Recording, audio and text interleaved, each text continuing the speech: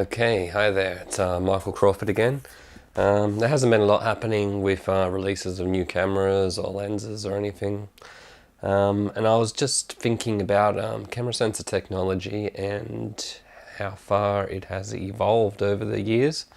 I don't know how long digital cameras have been around for, probably at least 10 years plus now, in the mainstream. And they have appeared to have been evolving very fast.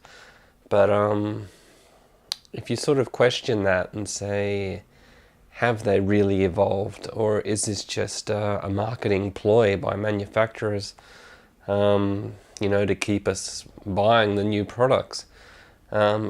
Naturally, certain features of cameras have improved, such as autofocus, the way they handle, the way they operate, the menu systems. Certainly, the sensitivity of the sensors. The ISO performance has improved greatly. But I'm not 100% convinced that we haven't hit a wall, and that perhaps this is a bit of marketing fluff that we're being fed. Of course, it's always nice, and everybody aspires to get a nice brand new camera. But I'm going to kind of raise the question today: is that really necessary?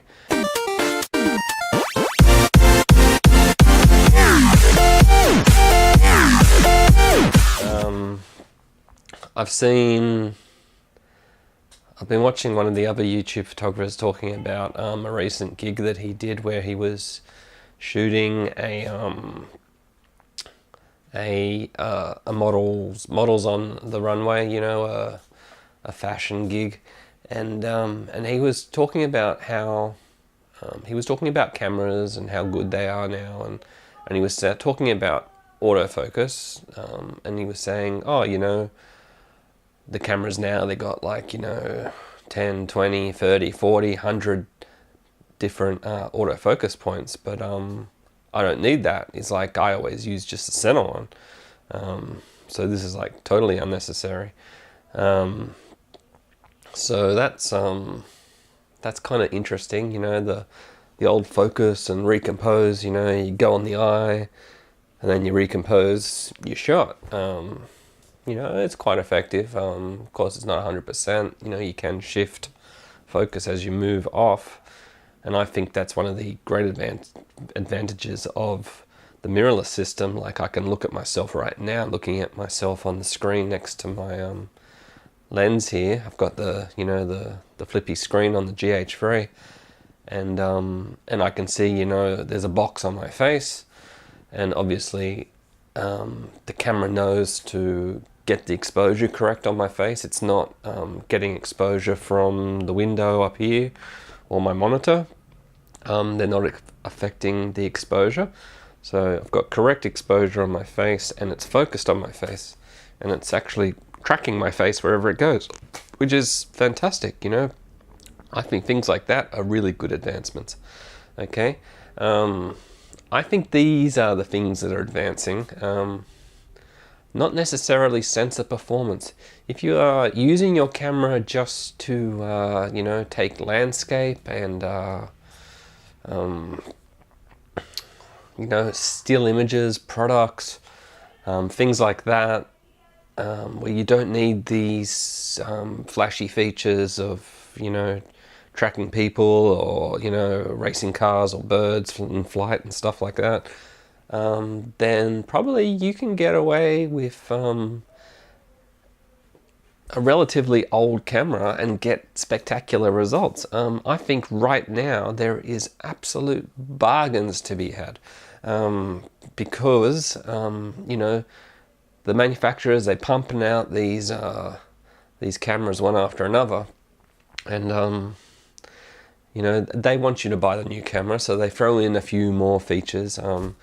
Of course, the signal and noise ratio software inside the camera, which gives you the better low light performance is improving constantly, naturally. Although it's not like massive improvements. You know, I was looking at DxO and I don't really, you know, DxO isn't my go-to website for camera information, because I think it's not a good spot to strictly determine which camera you're going to purchase next. The only reason I say that is because it's very technical, and basically they're using strict conditions, and they're doing measurements of camera sensors and things under very, very regulated conditions. So, you know, lighting and lenses and lens choice and all these things are very, very regulated, and it's very clinical, very, very clinical, too clinical. And in fact, I think it's much better to look at the reviews from people who actually use these cameras, or the camera that you want to buy in the field, and see what they have to say about the actual use of the camera. For instance, I find my Nikon D800E, I find it, although it's big and bulky, and I would like it to be lighter and a smaller package, but it's very, very functional, you know, maybe because I've been using it for a while, but also because it just is, you know. The buttons are very obvious, you know. It's got bracketing button, it's got an ISO button, you know. It's I know where everything is. You know, I've got my fingers know where to go and find things on that camera, and I can find them very fast, change settings, and that's very nice. It makes things easy. Whereas I picked up my Fujifilm camera the other day, and I went out just to take some photos by the bay. You know, I'm just taking some casual photos just for my own personal interest, and I actually got stumped trying to work out how to turn on, you know, the autofocus point selector. I couldn't do it. I don't know what I'd done. I'd set up the camera, and there was just no way in hell. I spent probably half an hour trying to work out how to get this bloody, you know, how to move the autofocus point selector around. It was such a pain in the ass. Honestly, it was absolutely dreadful. And you know, I'm sure somebody who's been using Fuji for a long time are probably like, "Oh, you idiot! You know, you just do this and that, and bang, there you go." But I mean, like, for me, it wasn't intuitive at all. And not that I don't like it. I mean, I really like the XE2S. It's probably my favorite Fujifilm camera. I like the design, the build, probably more I like just the look of the camera than the actual functionality of the camera. But it does function or take photos quite well when you have it set up correctly. But just saying, for me to set it up, it was a real pain. My Panasonics, which I've had, are very easy in comparison, although I'm talking about GH3 model. So, you know, they got dials and buttons and a very good touch screen, which is very easy to use. Okay, so a bit off track. So what I'm talking about now is the bargains to be had. And why do I say that? Because you can get an old camera which gives spectacular performance, really, for very cheap. You know, the D800s, the D700, the D3, D3S, D600, D610. I mean, has the technology advanced so much since these cameras were released? No, it hasn't. The actual sensor output from these cameras is really, really, really good. And, you know, it still is just as good as any other new camera out there. So do you need it? Maybe you do need the high functioning autofocus features, tracking people, focusing on eyes, etc., and all those whiz bang features, which are really nice. I must admit, focusing is super important. But if those things, you know, are a little bit controlled, such as in the studio, where, you know, you can move the focus point, you got the time to move the focus point to the eye that you want, you got time to adjust the exposure the way you want, perhaps these things aren't really super necessary, and you're still going to get spectacular results, really good results. So if you look at a website like DxO, you can actually compare very technically camera sensors and the way they perform. And it's quite surprising that you'll find a lot of cameras like in the top 10 which are quite old relatively. I mean, you would expect the technology to be evolving like rapidly and making huge jumps every year, but really it's not. I mean, let's go take a look and I'll try and show you what I mean. Okay, so I'm just going to pull up DxO here. So what I've got here is basically DxO Mark and their website, which you can choose cameras or lenses. So I've chosen cameras, which is talking about camera sensors naturally. And then it's comparing, I'm going to compare Canon, Nikon and Sony. I mean, they're the three big players in camera sensor technology. And, well, actually, I'll choose any brand, okay? And you'll see that probably Nikon and Sony come up on top anyway. And then we'll go to any price, and then we'll go to any date, and then we'll go down and we'll have a look. Actually, I'll just choose, no, I'll use any sensor too, okay? So this is ranking them initially an overall score, okay? So this is in order, overall score. So what we have here.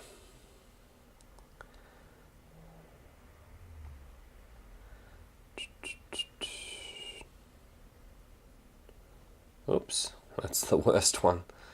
Okay, so that scared me.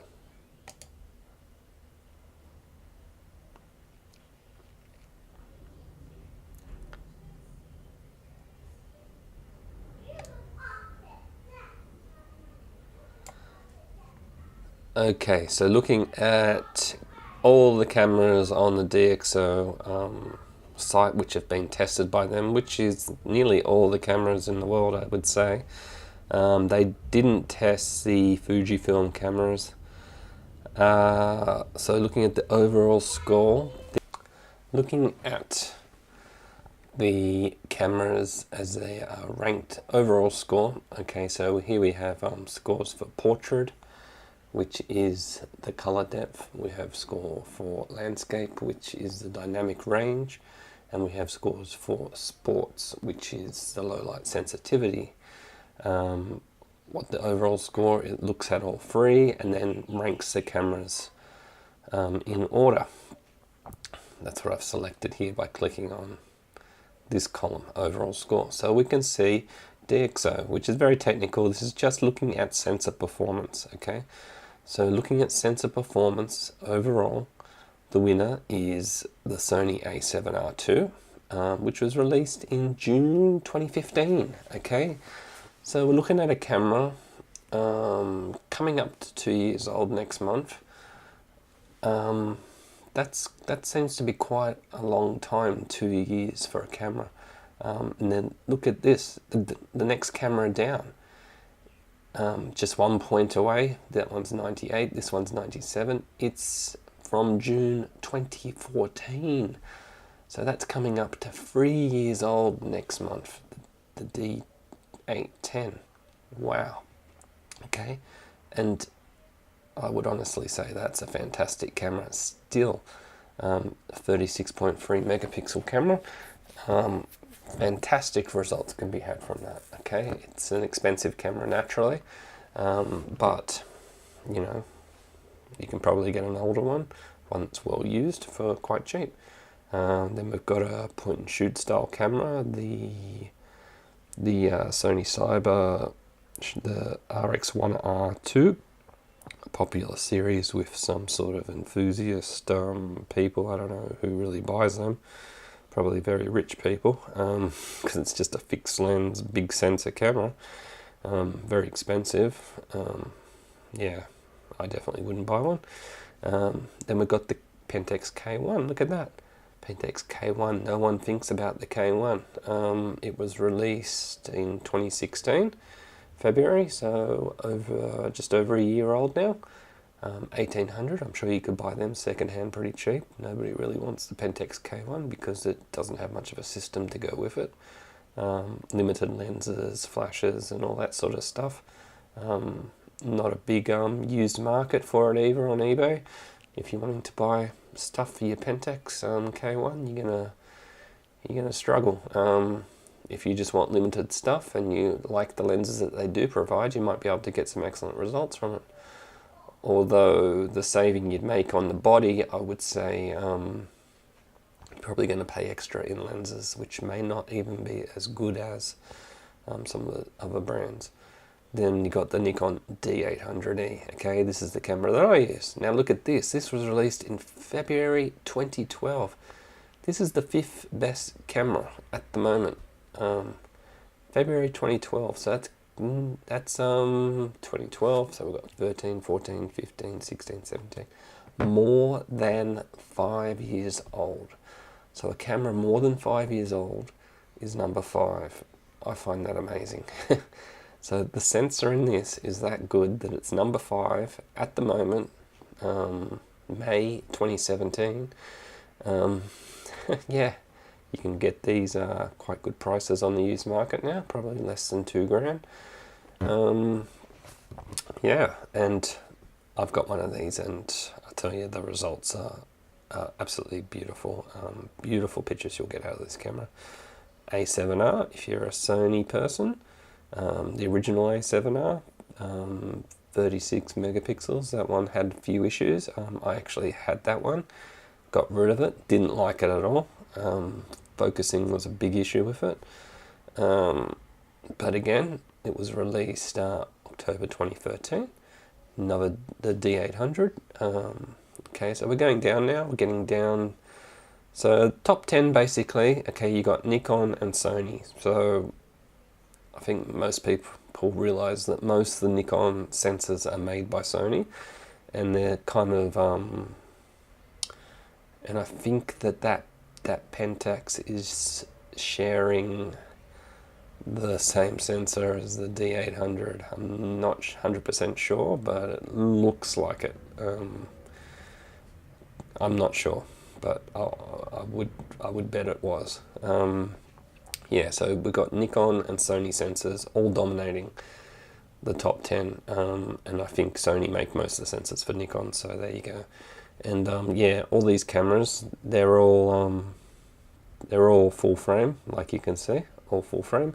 And we've got, the top 7 are all 36 megapixels plus. Then we start with the 24 megapixel cameras, the D600. Look at that, September 2012, another almost 5-year-old camera. 5 years old. Now you would think that was like prehistoric for digital cameras. But yeah, it's still ranking right up there. And you could buy one of these secondhand for less than $1,000 and you're getting a top 10 ranked sensor. Technically, it's a very good sensor. I had a D600. I actually got rid of it just recently. I wasn't using it. I've been using mirrorless systems a lot. Just prefer the smaller form factor and the easy carry around factor. But I tell you what, it is fun to get out the D800E and go do a shoot. I did one this morning. Nice early sunrise photos down at Sydney Harbour, and the D800E, just absolutely gorgeous photos. Oh, really, when you get those full frame sensors and compare them with the crop sensor, there's just nothing in it. I would take the full frame any day. But yeah, I mean, the crop sensors are good, but not that good. Okay, so yeah, so you got your 750, D610, you got another Sony A99, look at that. Okay, so where is the first? So you can see all these cameras out of the top 10, 1, 2, 3, 4, 5, 6, 7, 8, 9, 10.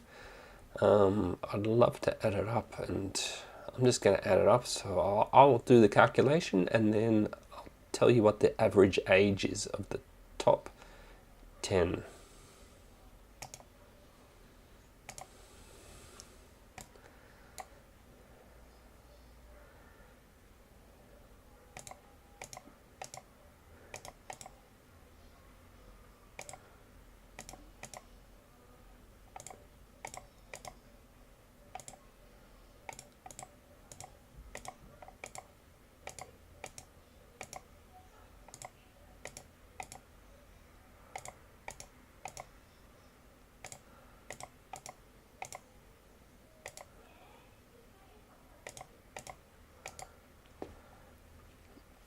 Okay, there you have it. The average age of the top 10 cameras is from 2013.6. Okay, so we'll say 2014.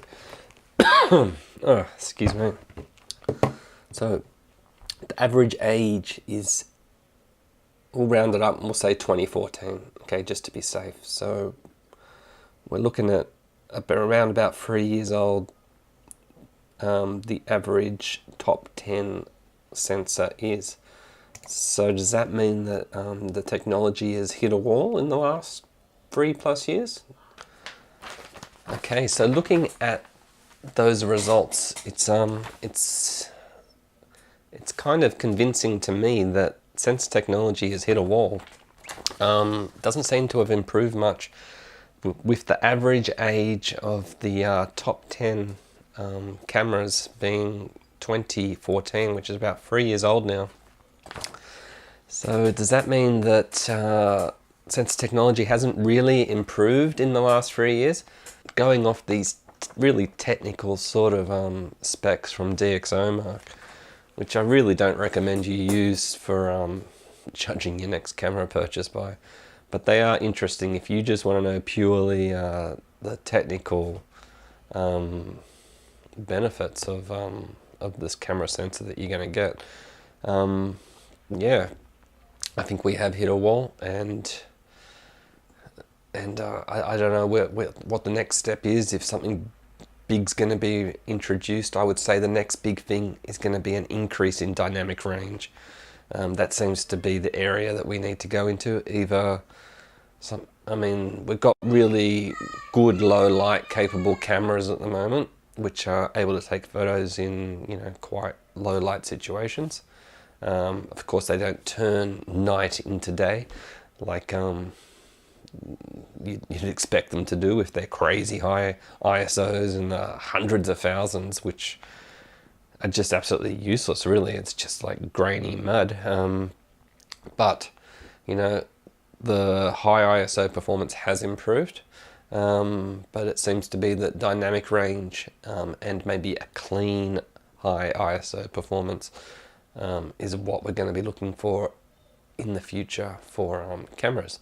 Obviously, the detail we're getting from anything in the 24 megapixels up is fine. I mean, it's plenty for nearly all situations. I can't imagine a situation where you definitely need anything more than 36 megapixels, that's for sure. People are doing billboards and stuff with these cameras, let's not forget. So yeah, what do you think? Have we hit a wall? Is it all over? What's the next step for sensor technology? Perhaps they're just going to concentrate now on smartphones. All right. Have a great weekend, and I'll discuss other things to do with photography with you soon. Thank you.